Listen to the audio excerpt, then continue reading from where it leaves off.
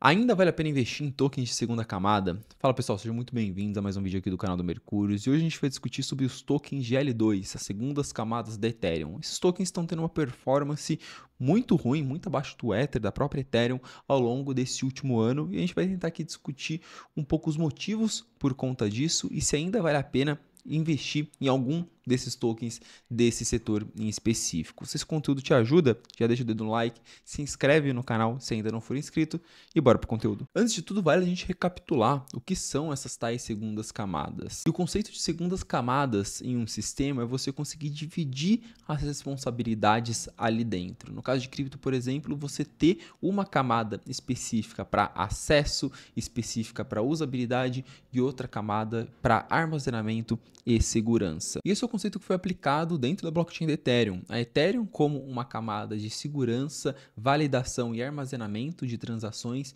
e as segundas camadas sendo responsáveis por executar transações, aglomerar essas transações e mandá-las para serem validadas, serem armazenadas dentro da Ethereum. Camada de segurança e a camada de usabilidade, fazendo as coisas com um grau menor de segurança, com menos garantias, mas isso permitindo que ela seja mais rápida, seja mais barata. E aqui não dá para a gente negar que as segundas camadas da Ethereum foram um sucesso em termos de adoção. O crescimento delas, de um ano e meio para cá, vem sendo gigantesco. Hoje a gente já tem um fator de escalabilidade de 15 vezes, ou seja, as transações que acontecem nas segundas camadas são 15 vezes mais transações nas segundas camadas do que na primeira camada, do que na Ethereum. E a gente consegue ver pelo gráfico que o crescimento nos últimos meses foi muito relevante. Então, de fato, em termos de tecnologia, em termos de produto, elas vêm honrando com seu propósito. Elas conseguiram entregar o que elas prometeram. Isso se dá muito por conta das melhorias tecnológicas que esses produtos, que essas redes vêm fazendo. A gente teve no começo do ano a IP4844, que foi uma grande atualização para Ethereum, muito esperada, que foi um sucesso. As próprias segundas camadas estão evoluindo a sua tecnologia,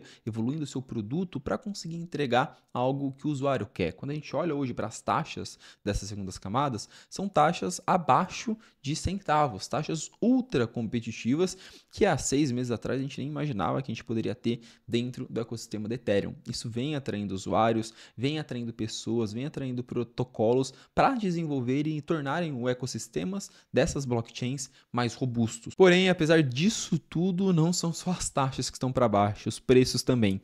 Peguei aqui Bitcoin Ether e comparei com o preço de praticamente todos os tokens de segundas camadas. Quando a gente pega de um ano para cá, últimos 12 meses, últimos 30 dias, qualquer janela de tempo, todos os tokens de segundas camadas estão com performances muito ruins. Nenhum praticamente se salva. Enquanto isso, tem outras altcoins do mercado que estão com performances muito boas, muito acima do Bitcoin e do Ether.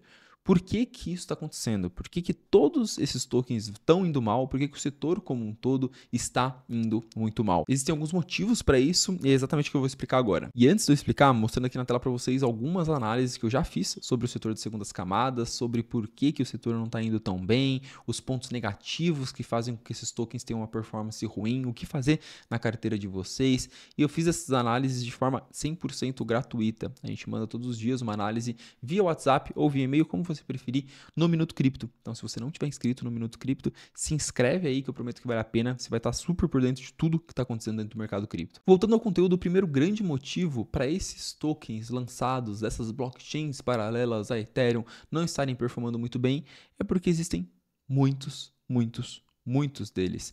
Se a gente olha hoje a quantidade de segundas camadas ativas, terceiras camadas, ou seja, blockchains em cima das blockchains de segundas camadas e segundas camadas que estão em desenvolvimento, a gente contabiliza mais de 136 projetos. São 136 blockchains. O pior de tudo é que eu não estou falando só que são um monte de projetos, que são centenas de projetos, mas também são projetos praticamente idênticos entre si. A tecnologia de cada um deles é muito parecida. Quando a gente olha aqui na lista, as principais, o top 10 ali das segundas camadas, a gente vê que a gente tem a Arbitrum, aí a gente já tem a Base, que tem o símbolozinho OP ali, que ela usa a tecnologia da Optimus. Aí a gente tem a Optimus, aí a gente já tem a Blast, que utiliza a tecnologia da Optimus, a gente já tem a Menton, que utiliza a tecnologia da Optimus, a gente já tem a Manta, a Mode, que também utiliza a tecnologia da Optimus. Quando a gente compara tecnologicamente, faz uma análise técnica em cima desses produtos, eles são idênticos entre si, tem pouquíssimo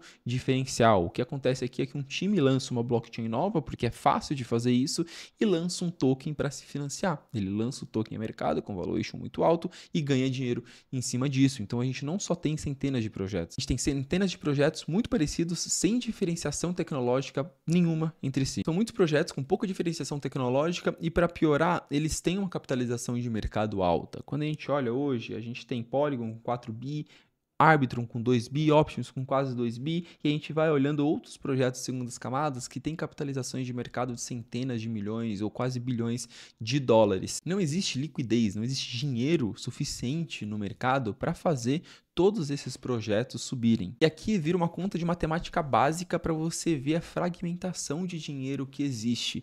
Você tem 100 projetos e você tem 100 pessoas investindo em cada um deles. O que aconteceria se você tivesse uma consolidação em poucos? Se você tivesse 2 ou 3 projetos e, ao invés das pessoas estarem investidas em vários tokens, estivessem investindo em só poucos deles. Você pega a mesma quantidade de dinheiro, mas você faz com que poucos tokens se valorizem muito mais, porque o dinheiro está concentrado entre cada um deles. Ao invés disso, na tese de Layer 2 hoje, o dinheiro está fragmentado em um monte de segunda camada, que cada uma tem seu token, cada uma tem uma proposta diferente, mas no final do dia todas são a mesma coisa. Então você tem 100 projetos diferentes, todos com uma performance ruim, porque o dinheiro está fragmentado entre todos eles. E como nenhum deles performa muito bem, isso não chama a atenção do mercado. Então o investidor que não está investindo em segundas camadas, ele não olha e fala, nossa, gostei dessa tese, vou começar a investir. Então você não consegue atrair dinheiro novo, e aí não tem como. Pouco dinheiro, muito fragmentado, nenhum projeto tem uma performance muito boa. E ainda tem outros eventos que pioram essa dinâmica. Por exemplo, os airdrops das segundas camadas. A maioria desses projetos, essas novas blockchains que estão sendo lançadas, elas fazem um modelo de incentivo, um modelo de airdrop para os usuários irem lá, usarem a sua rede, depositarem capital na sua rede para futuramente ganharem um dos seus tokens. Isso faz com que as segundas camadas que já fizeram airdrop não cresçam em termos de número de usuários, porque os usuários estão buscando recompensas em outras redes. Então, fragmentação de liquidez acontece em todos os sentidos, em termos de usuário, usabilidade, em termos de investimento nos tokens também. E por fim, não bastasse a gente já ter muitos tokens de muitos projetos diferentes, mais iguais, inundando o mercado, a gente ainda vai ter muitos tokens a serem lançados ainda. Esses projetos, como eles são novos, a maioria lançou pouca parte dos seus tokens ainda. Quando a gente olha para Optimus, Starknet, Arbitrum, ZK-Sync, a gente tem ali cerca de 10 a 20% dos tokens emitidos. Então tem mais token que vai ser lançado no mercado e, se não encontrarem demanda, vão continuar fazendo os projetos se desvalorizarem. Aqui eu gostaria de fazer um asterisco, porque tem muitos tokens com uma inflação muito grande, que é justamente o que a gente está vendo aqui, que acabam tendo uma performance muito boa. Por quê? Porque a demanda por aquele token é muito maior do que a inflação. Só que aqui a gente está falando de uma demanda fragmentada entre diversos projetos e uma inflação grande em todos eles. A conta, novamente, não fecha. Beleza, já entendemos todos os problemas da tese do setor como um todo. Hoje, a nossa visão é de que o risco-retorno do setor, por conta de todos esses problemas, toda essa fragmentação de capital, está muito negativo, está um risco-retorno que não vale tanto a pena assim ter uma alocação relevante em algum desses projetos, mas vamos tentar entender as possíveis soluções. O que pode mudar? Porque, como eu mostrei lá no começo, do ponto de vista de tecnologia, de produto, de crescimento de métricas, o setor ele é um destaque muito grande, porque vem crescendo muito e é um elo de infraestrutura fundamental para o ecossistema da Ethereum. A Ethereum vai crescer via segundas camadas. Então, o que tem que acontecer para essas segundas camadas, ou pelo menos uma parte delas, se tornarem um bom investimento e voltarem a chamar a atenção do mercado? O primeiro ponto é a consolidação entre poucos projetos. Como eu mostrei lá no começo, a gente tem centenas de projetos, hoje o capital está fragmentado, dividido entre todos eles, mas eu imagino que a gente deve caminhar para uma consolidação. Chegar em algum momento que 2, 3, 4 projetos no máximo vão ter ali entre 80% e 90% da fatia de mercado. Por que isso? Porque, como eu mostrei, a maioria não tem diferencial tecnológico nenhum, não tem aplicativo, não tem nada, só tem um apelo por incentivos. Usa minha rede que eu vou te dar token de graça, que eu vou imprimir dinheiro aqui, que você vai ganhar um airdrop, que você vai ganhar não sei o quê. Só que isso acaba. A gente já viu Blast, ZK-Sync, Starknet, várias segundas camadas que fizeram um airdrop e logo depois todas as suas métricas mergulharam para baixo. Isso deve continuar acontecendo, tem outras redes que estão fazendo airdrops ainda, assim que eles passarem, o usuário sai. E aí a gente deve ver uma certa consolidação, todas as métricas e a liquidez se concentrando em poucos projetos.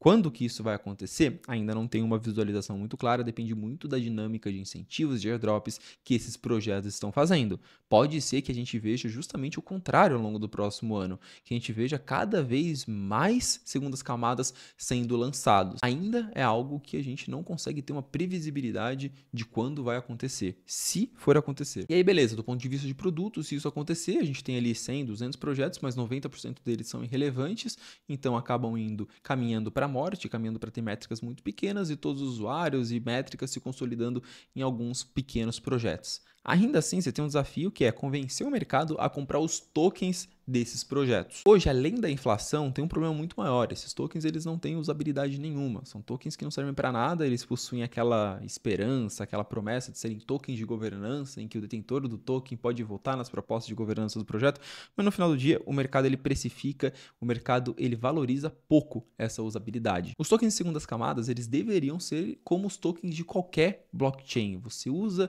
esse token para fazer staking e para ganhar recompensas da receita que aquela rede está gerando. O Ether é assim, a Solana é assim, a Aptos é assim, a Sui é assim, qualquer token de uma boa primeira camada funciona dessa forma, mas os tokens das segundas camadas ainda não. Então, precisa ter um movimento de criar uma certa usabilidade para esses tokens para ver se o mercado volta a olhar, se o mercado se convence que vale a pena comprar esses tokens. E aqui, antes de encerrar, eu vou fazer um asterisco para falar da nossa querida Matic. Muitos de vocês devem estar se perguntando, Gabriel, mas a Matic, ela não apareceu aí em nenhuma das tabelas que você mostrou, ela tem usabilidade, o token você faz stake no token Matic, ela não tem muita inflação, já tem a maior parte dos tokens distribuídos, e aí? A Matic não tem nenhum desses problemas.